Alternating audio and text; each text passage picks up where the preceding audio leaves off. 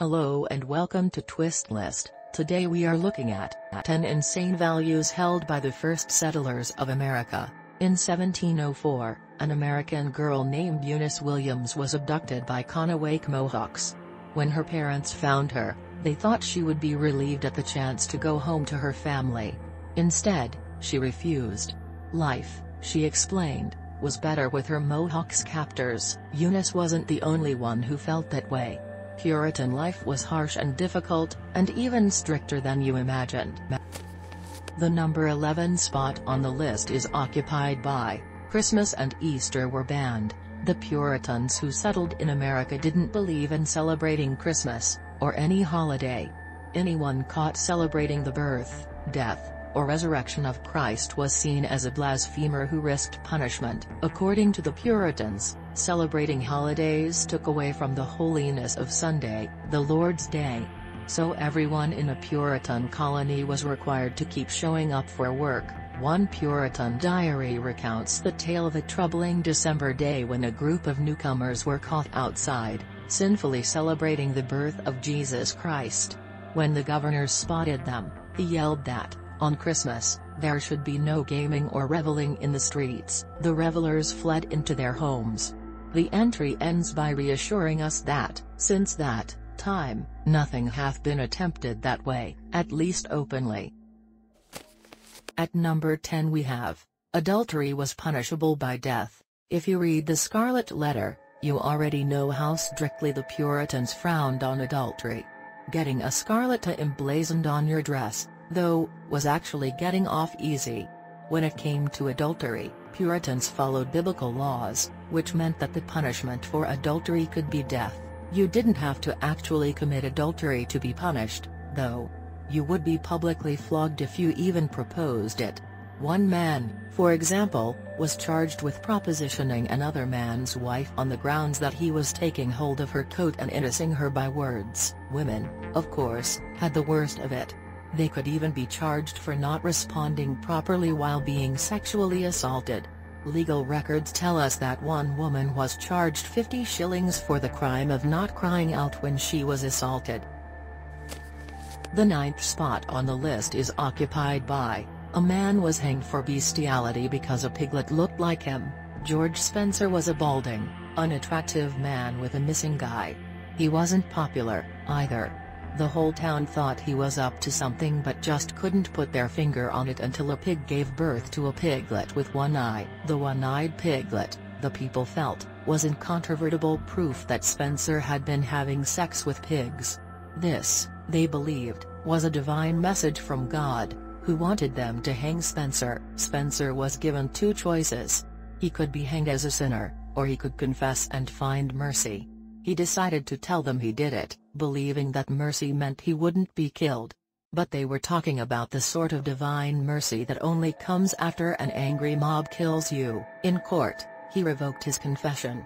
But the court found him guilty anyway. Spencer was hanged, and even the pig was sentenced to death.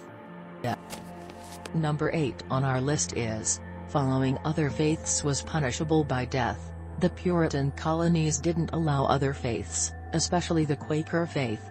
Like Puritans, Quakers were Christians who believed in Jesus and the Bible. But Quakers had the gall to say that God's original blessing was more important than man's original sin. So obviously, they had to die. In 1658, a law was created in Boston saying that any Quaker who did not immediately leave could be sentenced to death. Over a period of 3 years, 4 Quakers were executed. The mass murder of Quakers only slowed down after the death of Mary Dyer. She was raised a Puritan but converted to the Quaker faith after a visit to England. She was warned never to set foot in Massachusetts again. When she did, she was hanged. After Dyer's execution, King Charles II revoked the legal permission that Massachusetts had been granted to murder Quakers.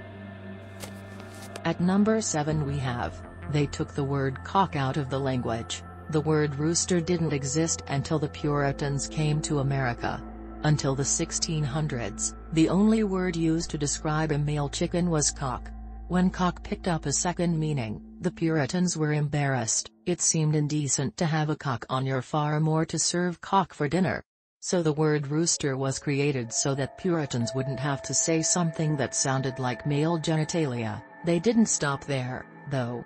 Every instance of the word cock was excised from the English language. Haycocks became haystacks, weathercocks became weather vanes, and cockroaches became roaches. Even names were changed. Louisa May Alcott, the author of Little Women, was an Alcox until her father changed their family name. He was humiliated to be the family of Alcox. Number 6 on the list is, they gave their kids insane names. Some Puritans believed that giving your child a normal name was worldly and sinful.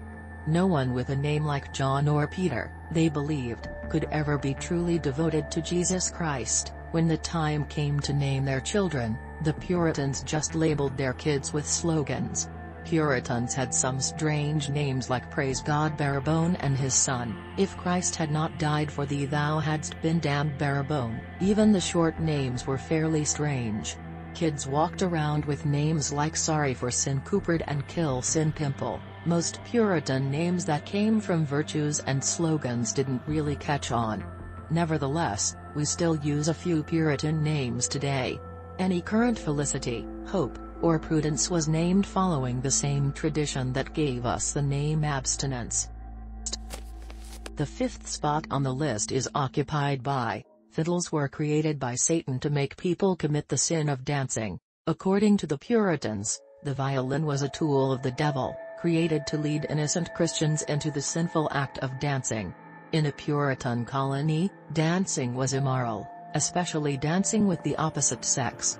These were acts of raw, physical sexuality, and they risked enticing people into fornication. However, the young people knew that other colonies were holding shameless hoedowns before the light of God without the slightest apology. They wanted the freedom to dance, too.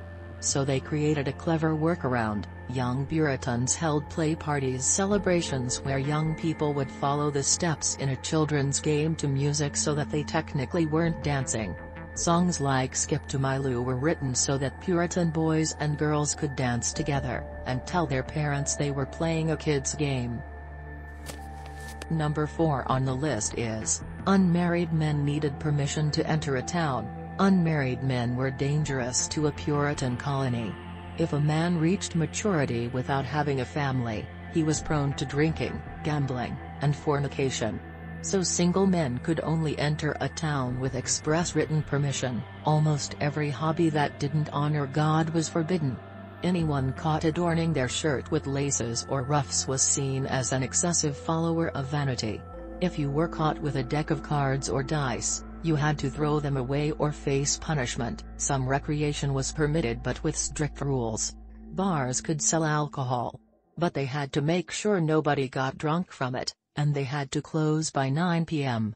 You could go hunting, which was a way to feed your family. But to the Puritans, it was also classified as a recreational luxury. At the 3rd place we have, missing church was punishable by whipping. During every church service in Virginia, parishioners were reminded that they were required to attend church twice every day. If they missed it once, they would lose a day's food. A second offense was met with a whipping, and anyone missing 3 days of church was sentenced to 6 months of rowing in a galley. After a long voyage at sea, one man was so excited to see his family again that he kissed his wife in public, forgetting that it was Sunday. For his crime, he was charged with lewd and unseemly behavior and sentenced to hours of public humiliation in the stocks. Even children were punished for not going to church. One boy was caught playing with chalk and brought in front of a court on charges of irreverently playing and recreating himself in the time of public worship. At the 2nd spot is, kissing the Bible was considered blasphemy. Puritans took offense at anyone caught kissing the Holy Bible, believing that it was an act of idolatry that offended God. Usually, that didn't create a problem until Edmund Andros, who wasn't a Puritan, was made Governor-General of New England. Andros declared that witnesses and jurors should kiss the Bible before swearing an oath in court. The Puritans were outraged. People arranged protests by refusing to sit on juries or serve as witnesses in court on the grounds that they refused to step into a courtroom with such blasphemous rules. Andros's rule, along with his other restrictive laws, aroused such fury in the colonists that there was an all-out revolt in Boston in 1689. The Puritans won. Today, every American in a courtroom raises their right hand when they swear an oath, a legacy of Puritan beliefs that we still follow. And finally, at number 1, further reading. Given the historic events unfolding daily and the current presidential election, it seems fitting to spend a little time looking at more historic U.S. lists. Here are but a few from the archives. 10 conspiracy theories that helped shape American history. 10 things you didn't know about the Puritans. 10 surprising facts about America's first book. 10 strange examples of colonial justice. Thanks for watching. If you enjoyed this video and would like to see more, then please hit the subscribe button.